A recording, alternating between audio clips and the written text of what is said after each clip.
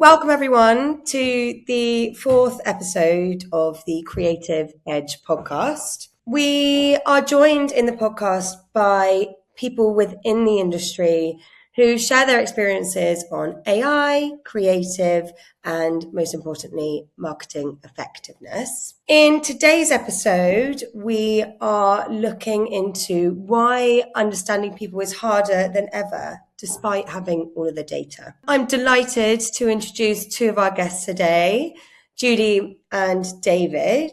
Judy and David, I'd love to start with a couple of introductions to you each. Judy, if you could go first, and then David, if you could follow on after. Sure, yeah. Lovely to be here. Thank you for the invite. I'm a classical trained consumer insights professional. My career is just a speckling of CPG companies. I am currently working for Lala, Grupo Lala in the US, but more recently I was at Unilever in Rotterdam, Cadbury, Diageo, Mattel, Abbott. So a splattering of different industries, but I like to say that's my superpower, that the common thread is the human that connects all of us. So whether you're shopping for a pair of jeans or looking for baby formula, and we really understand the consumer is really where we want to put all our effort in. So happy to be here. And David, a quick introduction to yourself as well, please. Yeah, thank you. Again, thank you very much for the opportunity to talk. And Judy, I'm really looking forward to the conversation. So my background's a little bit different. Mine probably hasn't had the same path. I started in college with a degree in business and popular culture. And then I also have an MBA. I'm from Ohio, and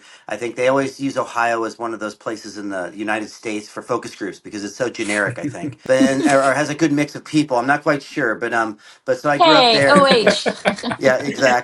And Judy is in Columbus right now. So yeah. So I we get am. it. But no, we had that conversation. But my path has been a little bit different. I started on the agency side and really did some event marketing. So I drove a Cherry Coke ambulance around the country for a year and a half. Worked the Super Bowl, so I got a feeling for some of these really interesting things that get people excited. Right out of college, then I started working for Coors Brewing Company. Worked on the food service side at Sara Lee, and that's when I really started getting into research and really started becoming a data nerd and understanding, how this information that we have can be translated into something, but it also has to connect, like Judy said, to the why. And I think that is the biggest thing that I've always been fascinated with is connecting the what and the why. And then after spending some time on the CPG side, I found the flavor and fragrance industry. And I've been in that for almost 20 years with a handful of different companies in the flavor world, if you know that, from Givaudan to Kerry to now, most recently, I'm the director of marketing here for McCormick. So a really interesting company that has, a nice mix between that consumer and that flavor side. So yeah, I'm excited to be here. Sorry, I know that was a little long-winded, but it does help to get back into some of the conversation that we're going to get into today and why it's so exciting to me as well, because it is that consumer at the heart of everything. Doesn't matter what they're buying. So you got to understand that part of it. Tying it back to the theme then in why understanding people is harder than ever, despite having all the data. David, you sort of touched upon it then. Why, I'll start with you in terms of why is this topic particularly important to yourself? We have so much data. We complained in our earlier lives of at least my career, that we didn't have enough data, right? And we said, well, I wish I had this information, then I could prove this and blah, blah, blah. And now it feels like we have too much and we don't know what to do with it all and we're drowning in it. That is a piece of what's happening in the world today. I think we can find anything about anyone, anytime, and that's scary, but it's real. And it's amazing how when you're talking about something, 3 minutes later, an ad pops up on your phone. There are some good things about it, but there are also some challenges with it because it truly does need to be refined. It can't just be, always on, always, all the time. It does have to have some kind of implication. And I think that's some of the first questions we'll get into. And I'll kind of I'm curious to hear Judy's side too on that question, Going back in the early parts of my career, it was always, you were data poor and you really were kind of felt the lack of really understanding. Now we have more data than we've ever had. And more data doesn't equal more understanding, because part of what drives the issue that we have right now is that at the heart of it is the question that you ask.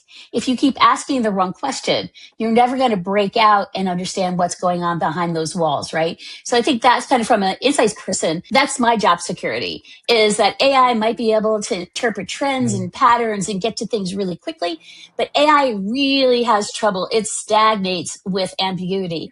And CI people love ambiguity. We love to kind of sit in the chaos of what that means, because that's when the investigation starts. That's when the consumer becomes our guidepost. They help navigate us in and out of what their thinkings are. And are consumers irrational? Absolutely. Do they tell you things that they don't actually do? Absolutely. So it's all about asking the why and using all our senses to understand what's going on. And you use AI to help us sort through like those billions of records that David was just talking about. Like we know more about people than we ever thought. And the technology is really, really helpful for putting patterns together and sorting that out. But you really need, a Sherper, an inside Sherper, to start asking the right questions and to, more importantly, to get answers to questions that are actionable for the organization. Because at the end of the day, we can be so impressed with these wonderful insights we've come up with.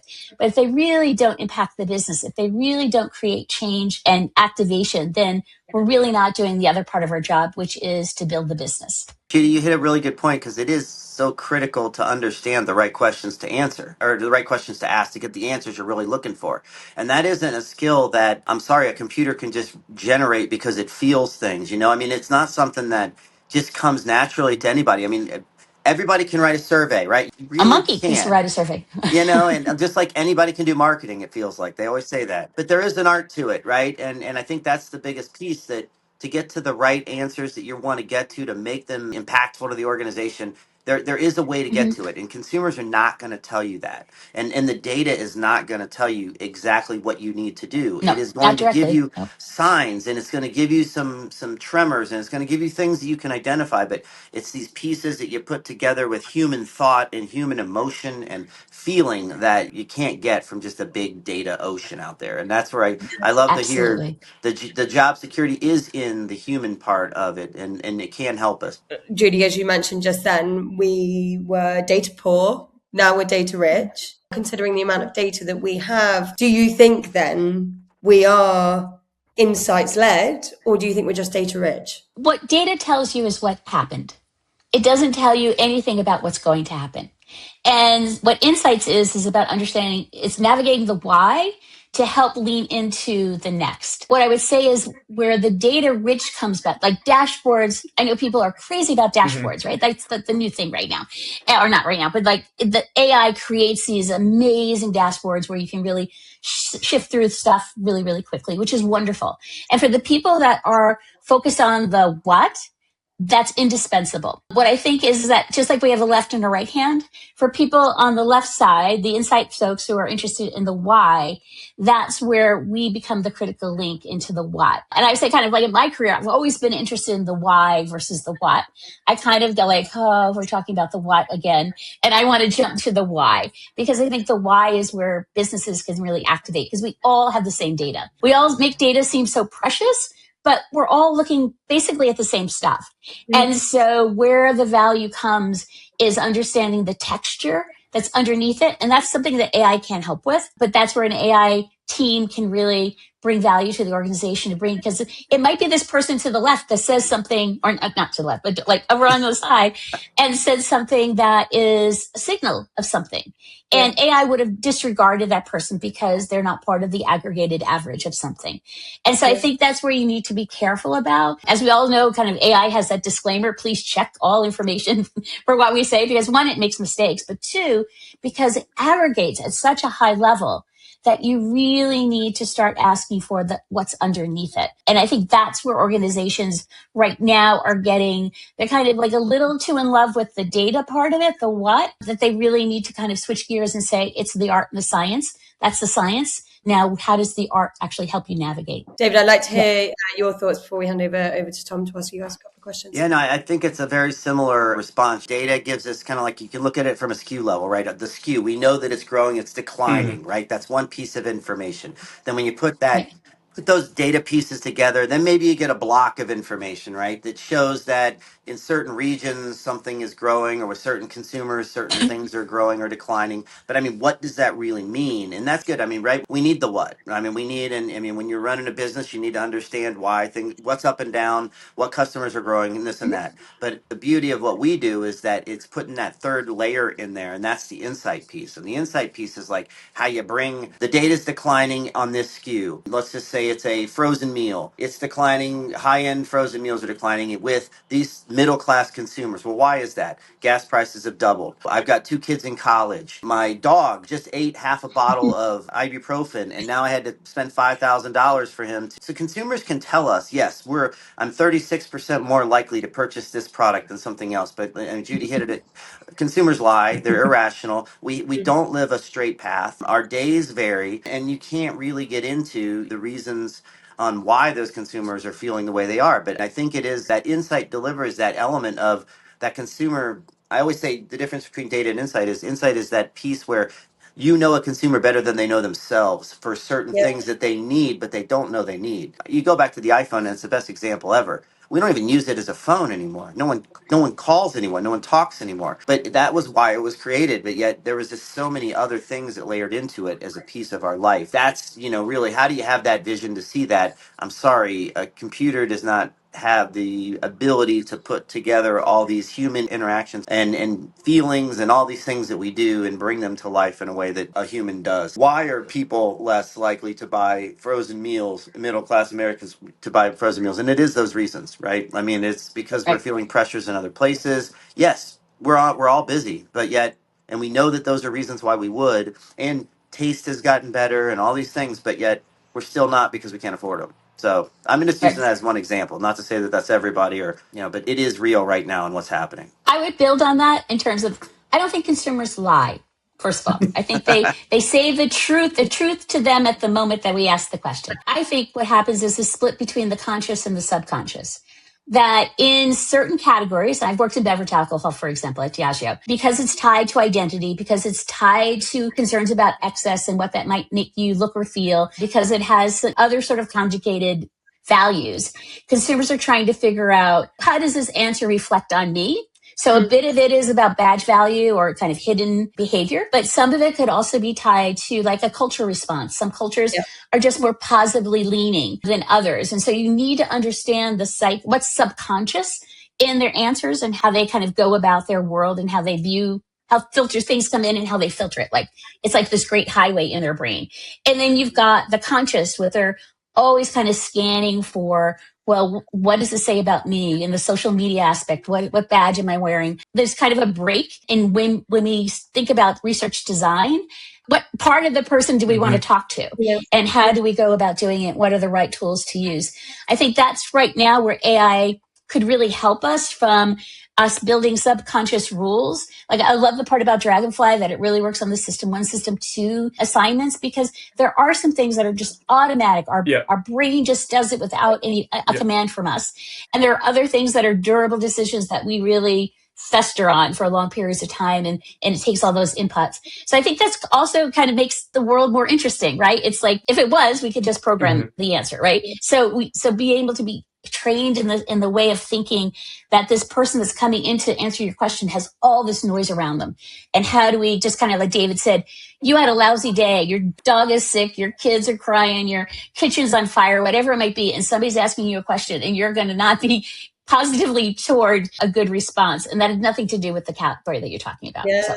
One thing that we've touched upon a couple of times already in this episode is how irrational a consumer can be. You only have to see me kind of like walking down a sports clothing shop to know how irrational I can be. How often have you seen in your career where the behaviours actually completely contradicted what the data is suggesting would happen? And do you have any relevant examples or case studies on that? I will kind of hit on, I think, that irrational part again a little bit, because I do think even though the conscious and the subconscious and why we do things or why we don't even think we're doing things is very important, right? The candy aisle is a great example, right? The impulse buy. I mean, if you go back to that, and the way I look at things and the way being in the industries I've been in is all about understanding the senses and understanding these cues that consumers have, whether it's smell, whether it's a sight, whatever it is, to trigger some of those emotional responses that they don't even think they're going to have. Whether that's positive emotional response or negative, we want the positive, obviously, and to negate the negative, because I mean, obviously, if for smell, we want to make sure things smell pleasant, not terrible. And then I think you get one bad smell and you could have 100 pleasant ones, and you're only going to remember the one bad smell. So it's like experiences and all that. But I think that irrational trigger that goes into play sometimes can be avoided by just simply activating some of these things in the subconscious that we have. And I will say there have been occasions where we have actually put aromas into certain products to be able to drive a positive experience. Whether that's through in a store. I mean, when you go in, there are smells for, let's just say, restaurants, and a lot of some hotel chains have a smell. When you go into those hotels, you get a feeling of something. I've been in Right. somewhere You're vanilla imprinting it. is Yeah. a very pleasing. If you go down to Miami into a couple of the hotels down there specifically, there is one particular that has a vanilla aroma when you walk into the lobby, and that is an example where you could be feeling any way you want, and then you walk into that lobby and you're just like, wow, okay, I'm so relaxed now. And that just triggers some of those feelings that you don't even know that you're having. And I think that kind of hits that irrational side with some of the rational feelings that we can generate through the subconscious that maybe aren't there just by purchasing a product, or because you're not really thinking about, and even certain things you're not thinking about them, but you're like, oh wow, I didn't know I needed that, but maybe you already heard it 3 times in some other way that you needed to have that product. I don't know, Judy, you probably have a good example too, but I love that psyche part of it. When you immediately said category, I immediately thought of infant formula. So I worked on Similac, and in the States, infant formula is very contentious between breast milk and feeding your baby infant formula. Even mothers are contentious with each other because there's a lot of guilt assigned to moms that can't breastfeed, and the breastfeed moms are looking at infant formula feeding moms as like they're not doing what's right for their child. They're somehow cheating their kid out of nutrients and growth and bonding and all of that.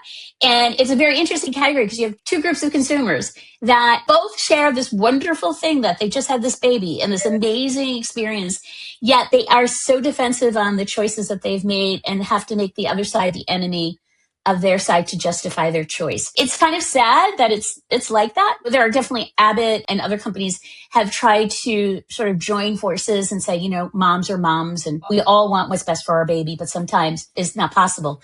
To kind of give that permission of the mom to make that choice. And so that's why I kind of think about what was behind that and the work that we did to make formula feeding not feel like you're a failure. Because everybody wants to say breast is best, but there are very much instances where it does not work for the mom, and she shouldn't feel guilty for making that choice. So I think we did a lot of work in trying to understand how do we kind of dispel that tension, but also to give formula feeding moms the confidence back that they're making the right choice for their baby. So that's kind of where we took it in terms of trying to understand what was driving the motivations on both sides. Do you think businesses have become a little bit too reliant on data and quantifiable data and kind of lost touch with that human element? Yes, I think data has been used as a CYA.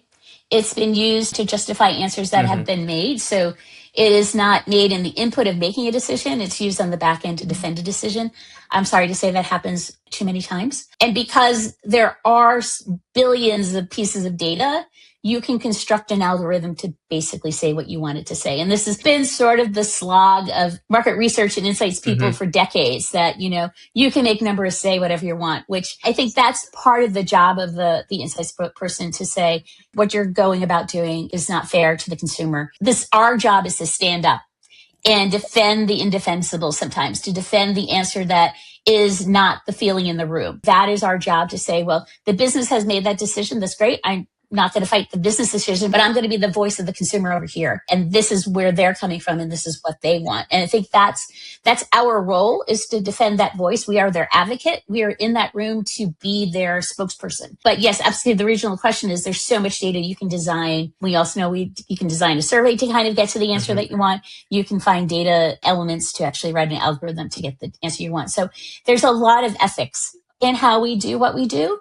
And I'd like to say that I kind of come into it with my ethics right up front and say, I'm the voice of the consumer, and, the business can make its own decision. That's great. I'm not against that. But from a consumer point of view, that's my role, is to be their advocate. Do you think from like a business point of view, I think quite a lot of businesses nowadays are now trying to go down the AI route more and more? Do you think there's even more of a chance that human element is lost because there's such a focus on AI at the moment?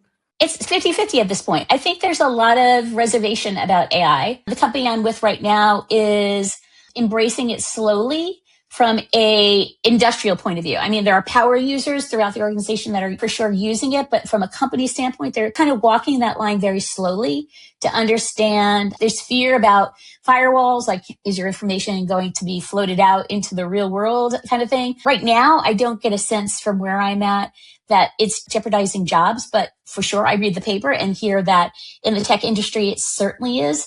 But from a CPG part, it hasn't infiltrated yet. Doesn't mean it hasn't come now. I don't know if Brian, if David's seeing the same thing in his world. Yeah, I mean, I think from the AI perspective, it helps with simple tasks, right? Or complex tasks and speeds them up dramatically, right? Just think about open ends from a survey, Oh right? yeah. I mean, Oh, I like wasn't you, thinking about that part. Yes, something like exactly. that. Yeah. I mean, it used to take us 3 days to go Oh, through open weeks. ends, to go through 200, 400, whatever it was, to get to some of the information. So Code. the Yeah. patterns recognition and some of that piece is definitely That's true. farming. It's taken away people jobs for automation. And then there's ultimately that push on a lot of corporations and a lot of companies to scale down, and to use it and maximize it because it's been this promise that it's going to give us so much more. But I do think that it's not going to replace our mind. I've seen the Terminator, so I get it. But at the end of the day, there is a reason why we're all here still. And it is going to replace some of those simple, I think more simple task oriented type of activities, and I've seen that happening. And again, go back to our industry in general, insights. And what I've seen in the last 25 years is there was a lot of value placed in qualitative information back in the day. There was a lot of value placed in having some of these observations that you find, that little nugget Hmm. that is really I mean, ad campaigns and company strategies have been built on one person's thought. And that may sound scary, but it's real. And if that thought can resonate with more people, that's great. And I think what we've seen is that declining, right? We need to have data you say CYA, it's perfect. I need to showcase that this product is going to sell this many units. I'm going to do my bases analysis. I'm going back way back now. I'm going to do my bases analysis to understand how much I can get out of the marketplace. Then I'm going to make sure that I've done my research to say that the consumer likelihood of purchase is above 56%.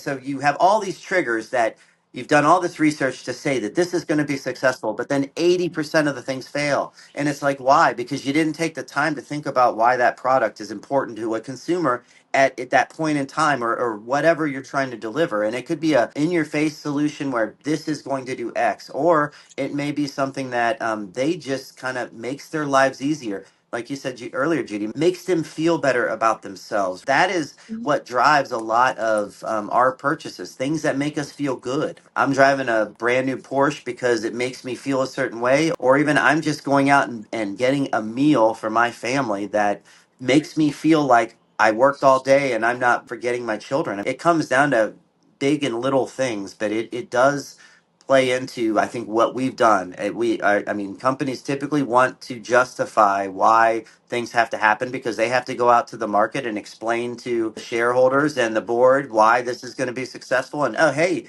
this is why. But yet a lot of times we see those things fail, and there are reasons why, because they cut the insights department by half because they needed to cut people. So who do they cut first? Insights and marketing, because we don't need marketing, we don't need innovation, we don't need insights. That's fluffy stuff. We don't need to know what's going on. We just need to drive sales. And then 5 years later, they complain that they don't have insights and they don't have innovation. So they rehire Yep. everybody back. Yeah. I've been downsized and I've been upsized. And it's like, it's just so frustrating because you just want to like focus and deliver that voice to the consumer and get to the reality of what it is and try to convince. CEOs are not marketers typically. I'll just say that. Probably 90 something percent of CEOs, I don't know the number, but I would say it's over 90% are going to be either finance or Hmm. sales driven. They're typically not marketing or insight driven. You have organizations that lead that way, and those are rare and few and far between. But so back to the question, I do think that we try to quantify things, and AI is replacing some of the simple task jobs, but it's not going to replace us being able to identify what is important with people and humans and that sort of thing. I just want to underscore absolutely in terms of offshoring the manual mundane tasks that are done, absolutely, and we're looking for agencies that are using AI to help that speed along, so we're shortening the timeline for how long things take. We're shortening the budget of how things cost. So absolutely, we're being encouraged to do all that. But I would also underscore that you need to do it in balance to the art and the science. I wanted to ask a couple of questions. I think this keeps on cropping up within the themes that we've already spoken about today. So I just want to focus on it a little bit more. And I'll pull one thing out, Judy, that you were saying earlier, is that insights seem to be used to back things up, not early on. And my question was going to be around, why do you think that genuinely good and strong insights for consumers fail to turn into action for an organization? I think you answered it a little bit when you were talking about that, in that actually it's probably used a little bit, the insights are used later on when you're backing something, when it's kind of made its fate. Then you haven't actually used the insight to make something successful or not. You're sort of backing up the decision that you make. Could you elaborate a little bit more into that question of genuinely, why do you think that strong insights sometimes fail to translate into actionable things inside an organization? Insights are tricky in the sense that I've seen a lot of different definitions. If you ask somebody what's an insight, you'll get 10 people, you get 10 different answers. But the way that I answer it is that it illuminates a need, want, and belief that was previously unknown or unarticulated. So those three words, need, want, belief, that's really what makes an insight powerful. But you could have a powerful insight, but if the insight cannot be actionable, then you have a fabulous insight with no input to the organization. That translation into the business has to happen. Otherwise, we're just pontificating to ourselves and that we're not really moving the needle for the business. So that is one critical step that needs to be made, because if you can't make it actionable and bring that into the business, that's why it fails. David, do you want to elaborate on that a little bit? Yeah, I think, like when you're thinking about insight-led organizations, I think a lot of times, unfortunately, they validate versus challenging things. They prioritize speed over the insight itself, right? They want to be able to measure. At the end, you have to be able, like you said, I think actionable is key, but also measurable is key. We have to be able to see if something we had discovered has been successful. And I think, from that perspective, it needs, and I love need, want, and belief, because that is truth, and it has to be actionable, and it has to be measurable, because at the end we do have to validate whether or not it has happened, and we are driving the needle towards something else, whether that's customer satisfaction, whether that's sales. I mean, it's always sales, but at the end of the day, there is a satisfaction level, there is a quality level, there's all these other things that are important to a promise of a product or even a service, right? That has to make us feel good about something as humans when we make the purchase. I'm a big believer of the moments of truth. You have these moments of truth where you're at the shelf. You have to be on the shelf, number one, to even be seen. And then you have to be able to pull something off because it's attractive. Then you get it home and it has to perform. It says it tastes like orange. It better taste like orange, right? Because if it doesn't, then I'm going to be disappointed. But there's this third moment of truth that it has to hit deeper nowadays. It has to support something I believe in, whether that's politically or socially. It has to deliver something else that goes subconsciously or emotionally or personally that I believe in. You can't just be something anymore that almost satisfies just the basic need of what that product is. So companies that understand that deeper piece of what those connection points are, and yes, you can segregate your audience pretty dramatically with some of that, as you've seen companies do. Budweiser's probably the most recent example of that, trying to be something that to a group of consumers that really they're not, and their core was like, what are you doing? I think I forget the trillions of dollars that cost them. But in the end, you really do have to understand those insights and why they're important and how they connect back to your belief structure as a company or a product or a service. Because if it doesn't support that, then again, it's not actionable. It's not going to lead to anything, and it's not going to be believed, because consumers today have more information in their hands. We are not the only ones who have information. They have information out the wazoo. They can get product reviews, and they go to their friends and they go to their groups, they go to their tribes, and they find out what is happening and what they like and why they like it and what they stand for. So there's so much going into it these days that you have to get deeper inside. It can't just be a data point anymore. At Abbott, a lot of the science industries, they have discovery that turns into a product, and then the marketing team is it delivers to marketing and like, here you go. And we're like, okay, does somebody want this? Like, what, you're handing me this great discovery, right? I didn't work on the team, but it's a great example of when it's done well. Those diabetes sugar monitors, the Dexcom, the Libra that are out there? I was so fascinated when I heard the story of how that came from discovery to ending up on the shelf. The way that the R&D came is that we have this amazing tool. You don't have to prick your finger anymore. You just wear it. It's continuous. You don't have to think about it. It's convenience to the max, right? And that's how they were going to bring it to market. And like the insights to it said, hang on, let's kind of talk to some consumers who are diabetic, who are, now some conditions make you measure your blood sugar multiple times a day. And there's a story of, they were talking to a young teenager. They said, they were introducing this concept to her. And they said, oh, it's convenient. You don't have to poke your finger 1,000 times a day. And she said, that's not what upsets me. And they said, well, what is it that upsets you? It says, because every time I poke my finger, it's a reminder that I'm sick. And like, that was so powerful because they were connecting to the empathy of this young woman who the poke was just like, you're sick every time, you're sick. And whereas the meter actually took that moment, that made her feel bad, took it away from her, reassigned it to a task that she no longer had to bring in her mind, like, oh my God, I'm sick. I'm sick. And I think when you can turn technology into the empathy for the consumer, that's really where the gold dust is. We're helping you live a better life because we're not reminding you every time that you have diabetes and that you're sick. To me, it was a really powerful, like when done well, you could really transform what this product can really do. There are occasions where you actually do use insight and consumer research to actually drive product innovation too. It does happen. It's not just, yes, it does happen. We don't only have to validate, but I would definitely agree 100%. Yeah. The hardest thing that we can do is try and put data behind something that somebody else came up with and try and come up with these reasons why. There's an example that I worked on Ben and Jerry's at one point in time, and we had some focus groups and consumers were talking about digging into the middle of the product and trying to dig out the pieces, and all they wanted was the pieces of cookie dough. They didn't care about the ice cream. They left half the ice cream there.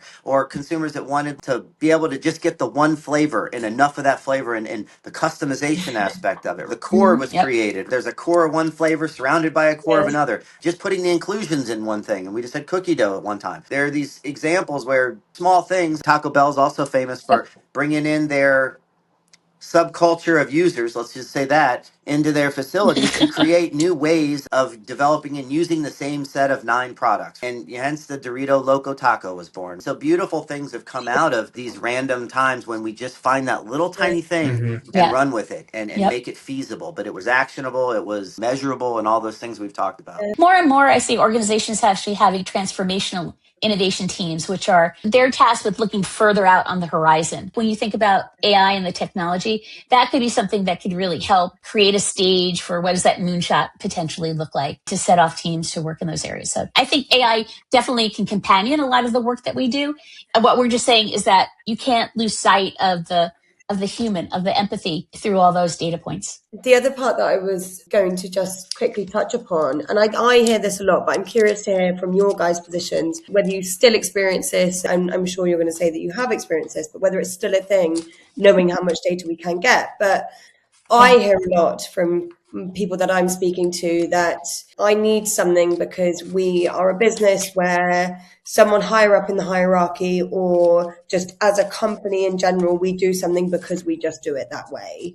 And no matter what insight you've got to show that someone prefers something another way, we do it that way. That's the way that we do it, just for tradition. I know, and I've been at Dragonfly for 4 years, and I definitely heard this really early on, a lot more than I do now. But do you think that's still the case? Do you think that's also probably one of the reasons why insights are failing in some businesses still now? The hierarchy and these traditional, that's what we do.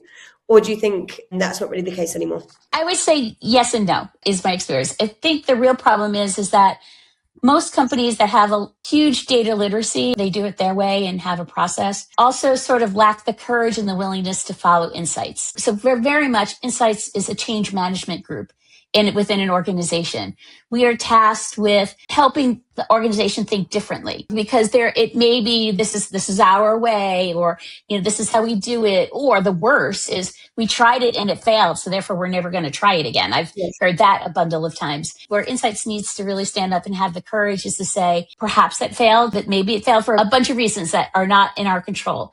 Maybe it was too soon, right? Innovations can be before their time and fail, or it can be it wasn't fully supported. I mean, there's a whole bunch of marketing reasons why it could have failed, but not that it was a bad idea. idea. And so I think part of our job is to stand up and have courage and have empathy. And again, take pride in this fact that we are being the advocate of the consumer and say that the consumer is leaning into this space. There are signals that are pointing us that way and we need to follow. Otherwise, we'll just be a fast follower. So I think an organization needs to decide, and it may be by channel or by brand. Like maybe some brands we're going to lead and we're going to stay in that ragged front edge, or some might be fast followers. And I think that's where you have to see where you fit in, where the business wants to fit in. And then from an insights point of view, it's really the courage to stand up and talk about it. It's not always easy. And I would agree, insights, they are on some occasions change agents, and they are things that threaten, whether it be leadership assumptions or existing bias, legacy strategies that are in place, right? There's a lot of internal politics that happen in a lot of organizations where someone came up with an idea and they've ridden that thought process up to now they are whatever leadership role they're in.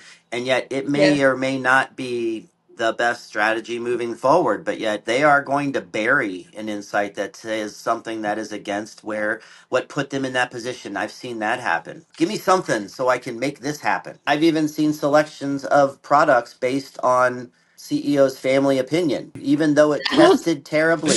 It didn't, the consumer said they didn't want it. They didn't like the flavor profile. They did not want But it. the That was wife one of the loved it. 5 SKUs launched because Yes. his wife wanted it. It is about trying to provide what the market and the consumer is going to move towards, or trying to have that understanding, but it does have to have some bit of certainty. It has to measure some kind of certainty, or something does not move forward anymore. Unless we can prove that we are going to be successful, a lot of organizations will not move forward on beliefs of consumers. I think that's kind of sad to some degree, because we do have to stand up and we do have to say this is what's happening, but we also have to make sure that it is not so far out there. It has to come back to the path of the business. It has to come back to the strategy and the vision statement. It has to tie together. It's so important for companies these days to tie these pieces together in more than just data and more than just an idea, that it has to be multifaceted. It has to really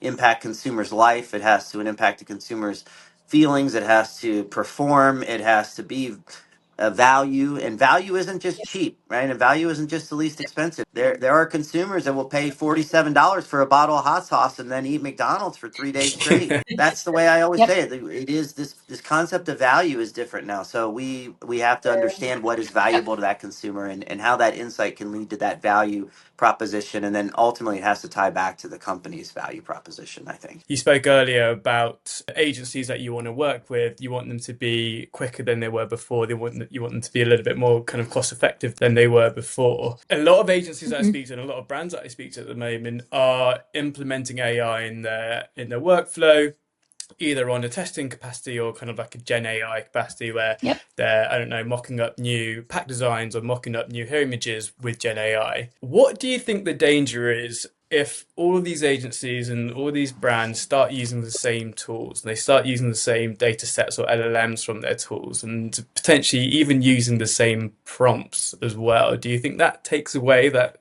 human capacity? Yes, it does. Load of questions. Of course it does. If we're all kind of digging in the same hole, we're not going to have a lot of variability or diversity in what comes back out. It is the threat of tools like AI that the uniqueness, the personalization, the DNA of a company or an idea can get lost because it just flows in. And some variables are really hard for AI to give a value to. Like, absolutely. I think that there is a sense that we need to trying to go forward, but with an understanding that it can't answer all our questions. It can't be everything to us. Like, I've seen what Gen I can produce from, like, we're going through a packaging exercise in my organization. And I just imagine the sameness that if Gen I was replicating it versus the really great agency we're working with, that you would lose that interpretation of what the senior leadership wants the package to perform like in the marketplace.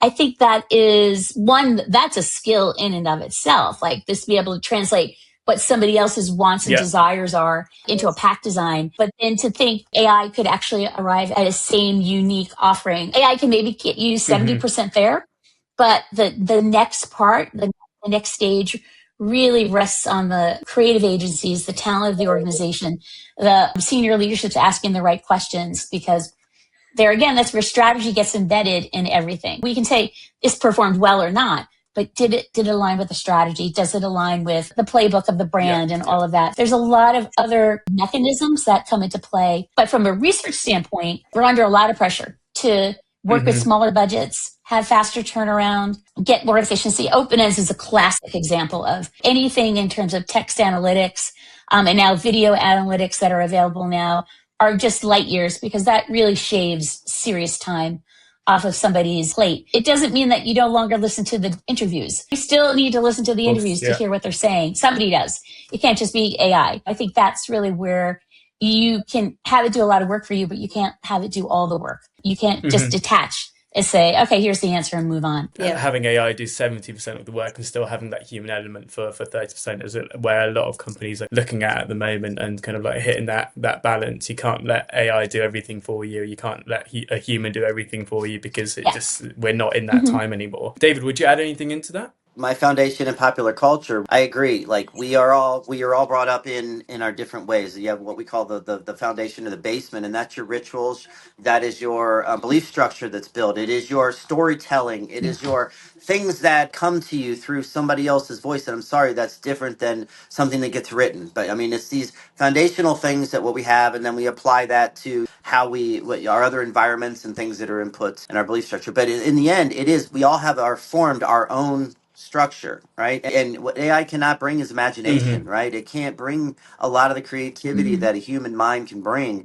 And yes, I do agree, it can help us a lot, and it can make things more efficient, but it is lacking that diversity that makes the world so beautiful, right? If we were all the same, like you said, digging in the same hole, we're all going to find the same thing, right? Spices coming from different parts of the world because our environment only allows us to grow certain things, and fruits and vegetables. That's what makes everything so exciting and so unique and different. Yeah. And I think that's the piece that is missing, is that element of creativity, imagination, empathy, cultural interpretation. I mean, all these things that enable us to be human, unfortunately cannot be replicated by a computer, and also cannot be replicated by a computerized data set. And that's a big topic too, right? We're seeing these data sets that are 100%, they're not even running it in front of consumers anymore. They're just running it in front of an algorithm. Yeah, synthetic. And what's that? Yeah, the synthetic Synthetic data the sets, synthetic right? groups. And it's and they're proving that it's so accurate. But I still think that there's something missing, that you can never have an open end. You can never get a new opinion. You can never get that wacky person that says something so out there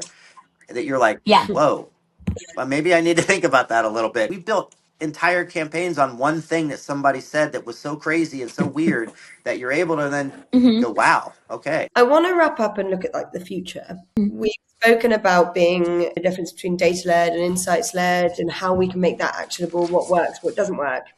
So what looks better in the next 5 years when it comes to understanding consumers? And David, I'm going to start with you, if that's okay. How do we make it better than it is now? The future won't lie with companies that understand data. The future will lie better for companies that understand humans, right? Contextually and ethically and all these other things, and emotionally, and who they are is critical. With the amount of information we have today, we have to really get to that human part. Deeper and deeper connections, more specific connections. I think we built a mega trend one time called "There's an app for that," and it's because consumers want Yes.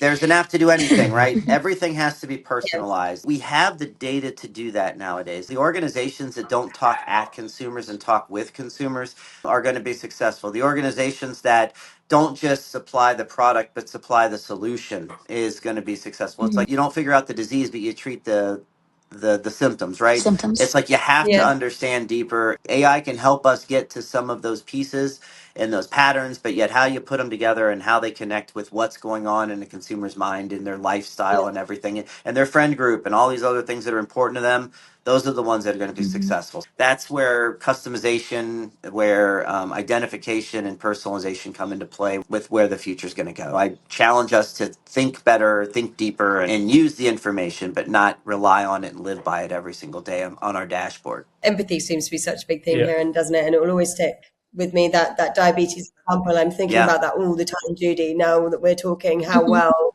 it just understanding that empathetic thing of what we're solving. Yeah. Judy, what looks better in the future? How do we be better with what we know from consumers? Our day-to-day will be more efficient from just Yep. getting what we need to get to off, and that is everything from administration stuff that's part of the job, that is not the part I like, but like getting that off your desk faster, getting the details off faster. I believe that there's a pendulum of insights. It swings and then it swings back. And I think right now we're in this data hungry, warehouse hungry, data lake, all the data stuff on one side, dashboard love, right, on one side. And I think the pendulum is going to swing back to really getting intimate again with what consumers are, what their lives look like. Getting back to, I worked for a company years ago called Econoculture, which really based on values and how people make decisions. And I think right now, as a political environment, economic environment that we're living in right now, we're going to swing back and reconnect to where those values play in our lives and how we pull that through all decisions that we make. So I think I would hope to see that pendulum swing back, that we get a more balanced view of how an organization has values, and as well as consumers have values, and connect those in a better way than right now. We're just looking for uber efficiency, supply chain demand numbers, and I hope the pendulum swings back to where empathy really rules, understanding the human in every aspect. That with better understanding of the people that we service, because I believe we are in service to our consumers. I'm so interested to see how well AI will be able to deal with empathy in the future, whether it ever will be able to do it. It's obviously an unknown thing now, but you never know in 5 years' time what's possible. It'll probably be magnificent in areas like science and things like that. Will it be for like the next hot sauce? I don't know. It can probably help with that, but it still is never going to get to that other part on why that maybe is important. Why the value is there. What the value is. Yeah. I'm sorry.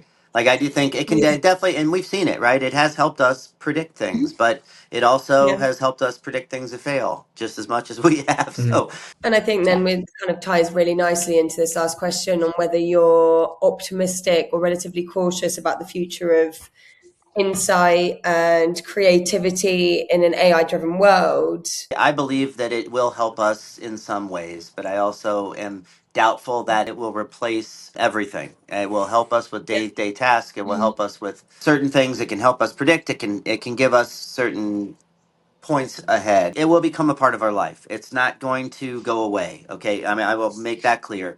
It is something like the iPhone, like the wheel. I mean, we get that basic, but I mean, I do believe that it is that impactful and will have impact on everything we do moving forward. But do I think it's going to replace us as humans in the world? I hope not, and I don't think it will, because I do think we have things that we bring to the table that a computer is not going to bring, and a computer brings things to the table that we're never capable of bringing to it. It doesn't have imagination, I'm sorry, and it doesn't have culture, and it doesn't have feelings, and it doesn't have empathy, and it doesn't have a lot of things that make us beautiful and have pushed the world in different places that it's not going to be able to take us. I'm hesitatively positive, I guess. I don't know how to put it, but I think it's going to be there. We have to face it. We have to learn how to use it, and it's going to be a part of our life, so we might as well embrace it and then ultimately use it for what it's worth. I think we're at a step change moment. Just like the computer took over the typewriter and our iPhones took over computer and so on, the impact is going to be so big.